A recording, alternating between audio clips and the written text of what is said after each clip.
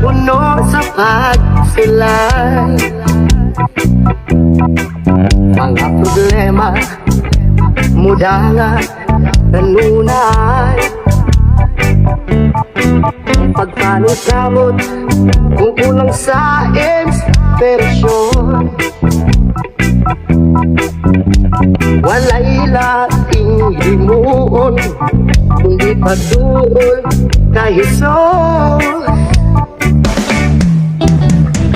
Inspirasyon ka sa kinabuhi ko, oh Diyos.